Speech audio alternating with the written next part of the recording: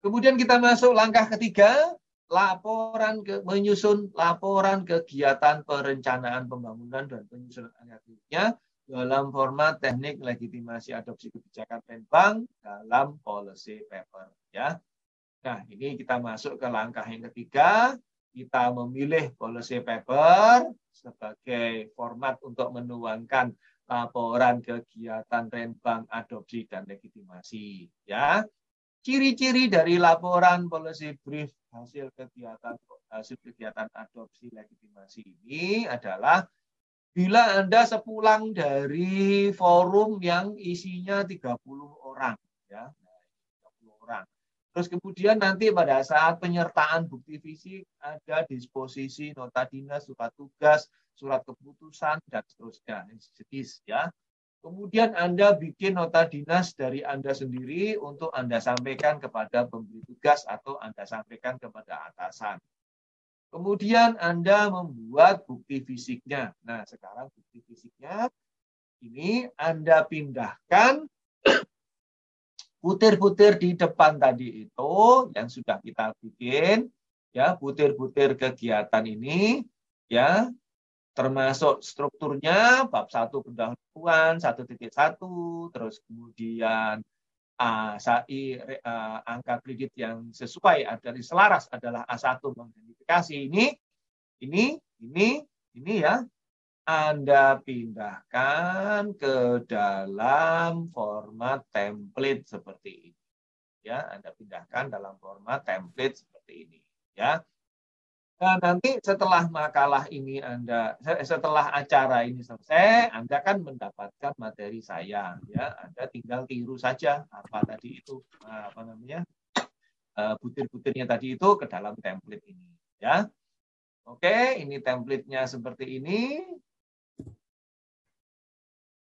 Nah, total angka kredit dengan mengikuti template tadi itu ya 10,63 ya untuk JF pertama. Ya, total angka kredit yang dapat Anda peroleh dengan mengisi template tadi itu dengan sejumlah 29 paragraf tadi itu, ya. 29 paragraf atau sekitar 12 halaman tadi itu, ya. Angka kredit yang Anda peroleh untuk JF pertama 10,63. Ini ya, 10,63 ya. Kemudian dengan struktur yang persis sama untuk JF muda mendapatkan 12,44 ya. Kemudian untuk JF madya karena dia hanya satu butir ya, maka dia dapatnya 2,25 ya. Hanya satu butir ya. Butir apa? Kalau JF madya hanya boleh butir ini C31 misalkan ya. Pilihannya C31.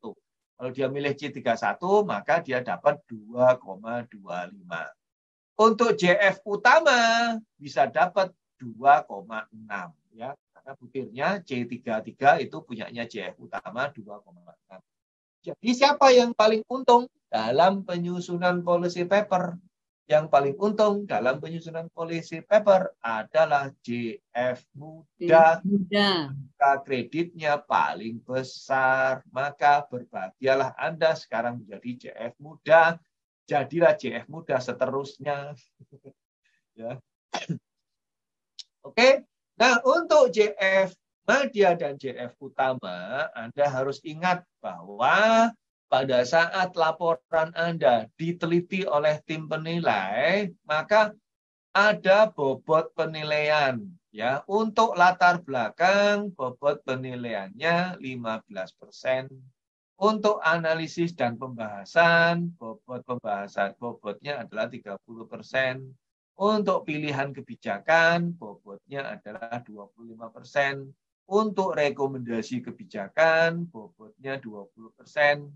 Untuk koherensi laporan, bobotnya adalah 10%. Ya. Nah, ini silahkan. Ini saya bagikan ke teman-teman. Ini saya bagikan ke teman-teman format policy papernya, ya. Format policy paper. Nih. saya bagikan di kolom chatting. Itu ya, di kolom chatting, itu silahkan.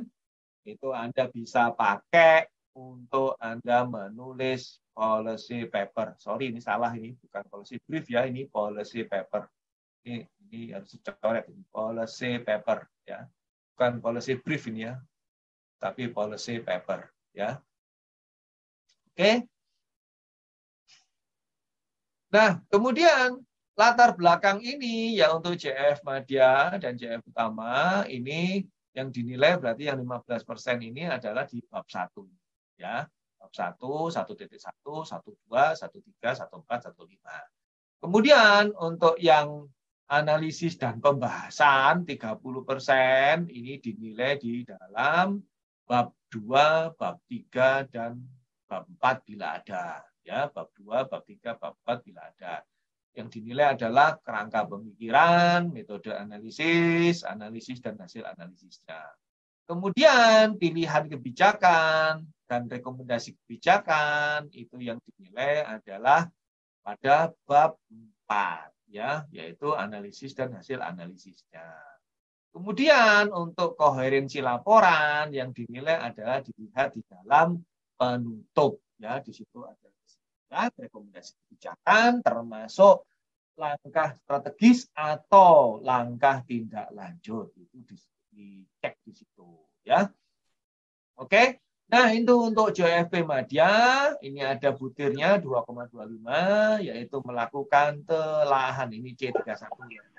Di C31 melakukan telaahan lingkup sektoral regional dalam berbagai forum musyawarah rapat koordinasi dan forum konsultasi publik lainnya dalam rangka penyusunan perencanaan pembangunan. Ya. Kemudian untuk JFP utama pakai ini C32 yaitu 2,60 melakukan telahan lingkup makro lintas sektor dari hasil forum musyawarah rapat koordinasi dan forum konsultasi publik. Nah, ya. Ingat ya kuncinya jadi ini untuk utama juga C34 ini adalah kegiatan melakukan telaahan makro lintas sektor kawasan terhadap proses dan hasil pembahasan anggaran ya.